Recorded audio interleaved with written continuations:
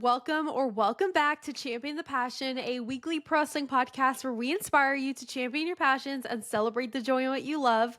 I'm your host. My name is Victoria Daisy, and today is a bonus episode because we are going to be previewing the entire card for WWE Backlash this Saturday. It's in 2 days as of me uploading this video, and I cannot believe we are already at the next PLE. I made a video recently talking about how I just feel like there's a lot of PLEs. It felt like WrestleMania was 2 weeks ago, kind of, because it was.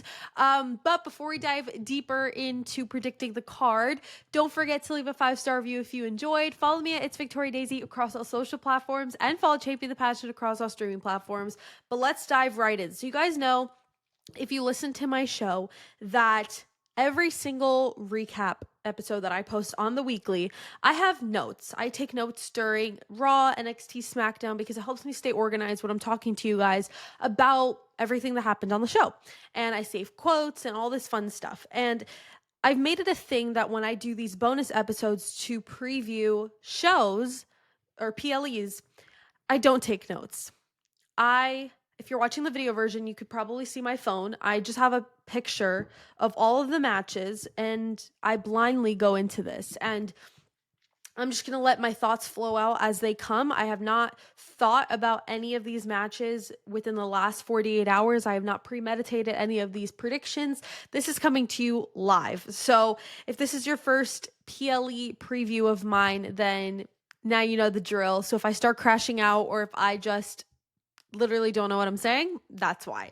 But as of right now on Thursday, obviously we still have SmackDown tomorrow night. I don't know if they're going to add any more matches. Right now we have 5 matches. So I think that's enough for one night, but they maybe would add one more, not too sure. Let's start off by talking about the match that I think we are all most excited to see unfold, and that is for the undisputed WWE Championship, John Cena versus Randy Orton, one last time.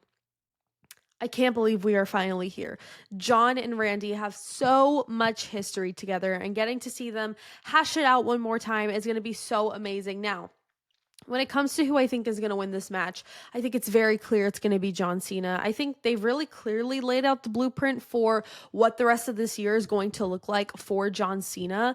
Obviously, we know how it's all going to go. It's just a matter of like timing, but obviously Randy Orton's not winning this championship. I mean, a lot, and it's hard to talk about John Cena and not talk about Cody Rhodes, just because, you know, with Cody's 2-year chase to the title, for him to finally win it, that was such a huge deal. So we all knew going into this title reign that whoever would take the belt off of him, it had to be somebody that it would be worth it, if that makes sense. And to me, the only person that came to mind was John Cena. I knew that he was coming back for a retirement tour, and I knew that the only person that should beat Cody for that title was John Cena. Nobody else was worthy enough to do that besides him. So, you know, we knew that that was going to happen. I thought he was going to win the Royal Rumble, and then he didn't. He ended up winning the Elimination Chamber, and that's when the infamous heel turn happened. And then he won the title a couple weeks ago at WrestleMania. So obviously he's not going to lose it 3 weeks later. That's kind of silly. As far as Randy Orton goes, I definitely do think he will win the title, maybe at the end, maybe sometime next year, maybe next WrestleMania, because I have a feeling that obviously The Rock kind of gave it away in a press conference he did a while back that, you know, John Cena will end his career as a babyface. So we're going to end up getting that turn once again, reverting back to babyface.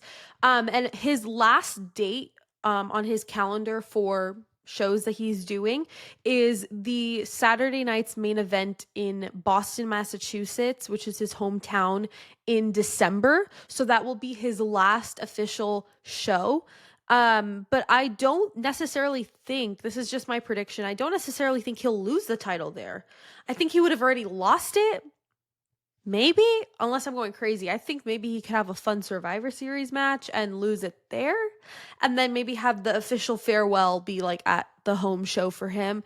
But again, that's just speculation. I don't know anything. I wish I did. But back to this match, you just can't have John Cena lose it out of nowhere. So I think it's pretty obvious that we're going to have John Cena win. Now, as far as shenanigans go, we all were expecting to see The Rock at WrestleMania, and then we didn't. We ended up getting Travis Scott. Now, I'm going to be honest, I think we're going to have that again. Why? I don't know. I don't know what the point of Travis Scott is, but that's probably what's going to end up happening. So whatever. Moving on into the next match I want to talk about, and this is one I have a big bone to pick with, and that is Gunther versus Pat McAfee. If you guys follow me on social media, then you guys would have seen the video I put out a couple days ago talking about how pointless this match is. And I know a lot of people are like, oh, but I still want to see it. And, Pat needs to get justice for Michael Cole and himself and all that. And I'm like, guys, let's touch some grass. It is not that big of a deal. Okay. So when we look at this match, there, in my opinion, is simply no point, because the root of this mini feud, if you want to even call it that, between Pat and Gunther all started on the Raw after Mania a couple weeks ago, because Gunther had a crash out that he lost his World Heavyweight Championship to Jey Uso. So he went and took it out on Pat McAfee and Michael Cole. And so, of course, you got to fight back a little bit. And Pat McAfee ended up getting choked out. So that's kind of what happened. Then he got suspended for 2 weeks. The week after, Pat McAfee cut a really heartfelt promo on top of the commentary table, and it was pretty generic. And that was pretty much it. And then last week they had a face-to-face, once again, pretty generic. They said, I'm gonna beat the crap out of you. I'm beat the crap out of you. Like, okay, like, great. And the reason I say it's pointless is because there's literally no story here, and there's literally nothing that's going to happen after this. They're just trying to fill in a slot, and I hate that, because Pat McAfee is not even a wrestler. And so when it comes to this match, I think it's a no-brainer that Gunther will win this, because as much as we all want Pat McAfee to win, you cannot have the ring general, Gunther, somebody who throughout his entire WWE career has been champion about 80% of that time. You're going to have him lose to the Monday Night Raw commentator?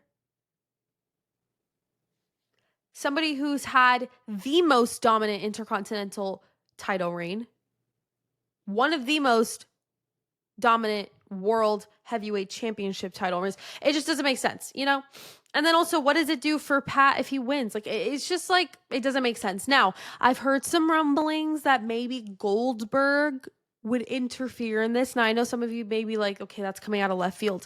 And at first, when I started reading your guys' comments on my videos, I thought that's out of left field too, until I remembered the Raw on Netflix debut. I believe it was January 6th, literally the first Raw of the year. Gunther was cutting a promo and Goldberg was in the front. Sorry, if you guys are watching, I'm like, my allergies are crazy. But Goldberg was sitting front row. Gunther called him out.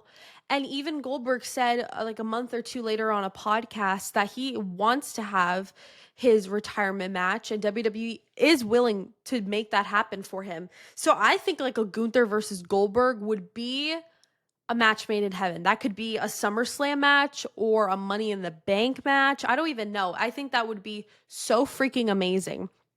But overall, I definitely do think I'm going to have to say that Gunther wins this match, because there's just no way Pat McAfee wins in my head.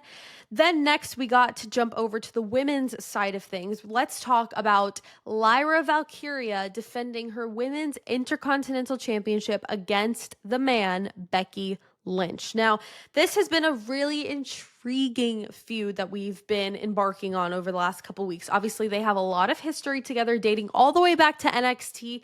And so getting to see this match happen is so exciting. I raved about the segment that they had this past week on Monday Night Raw. If you guys saw my recap, you would have heard me going crazy about it. I thought it was so freaking good, and you can go check out that episode if you want to hear my full thoughts. But when it comes to this match, I honestly am a bit undecided. So obviously, we know that Becky Lynch took out Bayley from her WrestleMania match. She attacked her from behind and all that so that she could replace her to be Lyra's tag partner at WrestleMania, right? We know that. Becky has stated that Bailey is garbage and that she took out the garbage by attacking her, right? And then she said Lyra was like the recycling, whatever. She went on this whole analogy of trash. So I thought that was really interesting. And then I have a feeling that when Bailey returns, her and Becky are going to go at it. So if you add the title into the mix, it's like, okay, now you're competing for the title, which in reality, you guys should just be competing because you guys have a rivalry, you guys have a feud already going. And I think Lyra still needs to get more dominant with this title reign. And I think if she can beat Becky, oh my gosh, that would do wonders for her. It's so silly to want to say you want to build up somebody and then put the title on them and then strip it away from them at a big match. You know what I mean? I want Lyra to be super dominant and I want her to be a threat. And the only way to get that done is if she can be Becky Lynch. And so this is a partial want, but I'm just going to predict it. There is an inkling in me that says Becky's going to win it, but I think that Lyra Valkyria is going to retain her title. Hopefully I go 3 for 3 on Saturday night because I really, really, really want Lyra to retain. So I'm going to say Lyra retains. The next match, it's another title defense. We're going to hop over to the men's side of the Intercontinental title picture. Dominic Mysterio defending his Intercontinental Championship against Penta. Now, for some reason, this is one of the scenarios where I could see Dominic losing. Like, I know that sucks, but I just feel like it's one of those scenarios where I could see it happening. And I don't know if we're going to have any... Oh, crap. This is what bothers me. When Dominic won the title at WrestleMania, the response from the crowd was, I don't think any of us were expecting. And to have that kind of reaction to then just lose the title 3 weeks later to Penta, I no disrespect to Penta, but I don't know. It just feels off, you know? And I want to confidently say that Dominic is going to retain, but I'm not too sure. What I can see happening if Penta does win, I don't know necessarily if he wins cleanly. I definitely do think Judgment Day gets involved regardless if Dominic retains or not. It's just, this one is actually really something me. Oh, gosh, I don't know. Wow, this is one of the ones where I'm like really torn. And again, I hate to be like, oh yeah, Dominic is going to retain. Like, I don't know that. And you guys know how much I love Penta. So of course I would love to see a title reign from him, but I feel like cutting Dominic's too short would be really sucky. Oh gosh. But I also know that like the IWC is going to give WWE so much hate if there's no title swap or title switch. Wait, what? Does that make sense?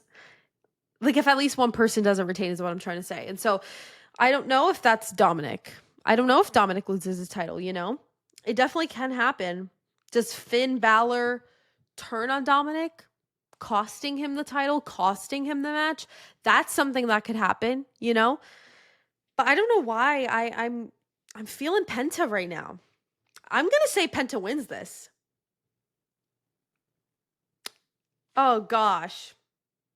Wait, this is really difficult.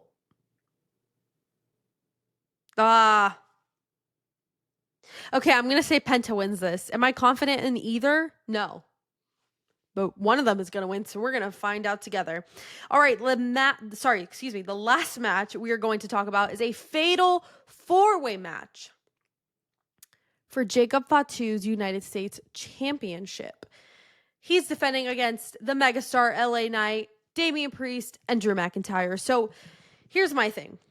Dominic can retain if Jacob loses the title, but it's really hard when you have two people on this card defending who won the title 3 weeks ago. So I definitely could see LA Knight winning. It would be a shock if Drew or Damian won. To play it safe, though, I'm going to say Jacob Fatu retains, unless Solo turns on him. I don't even know. There's so many things right now that I'm so unsure of, including those two matches that I'm like, oh, I don't know what's going to happen. And I'm more confident in saying that Penta's going to win than Jacob retaining, which is, I know sounds crazy, but I just really love Jacob with this title reign. So you know what? I'm gonna say Jacob Fatu retains. Again, am I confident? No. Also, Friday Night SmackDown tomorrow night. I don't know if they're gonna add any matches. There's a slim chance they do. They usually don't add the night before, but you never know. Sometimes it does happen. So this is just my reaction, or sorry, my prediction to what's out for right now.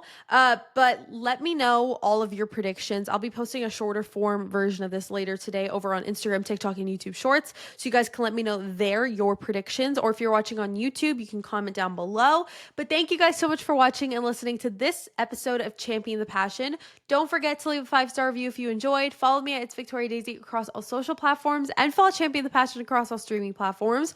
Don't forget to champion your passions and celebrate the joy of what you love. And I will see you guys in the next episode. Bye.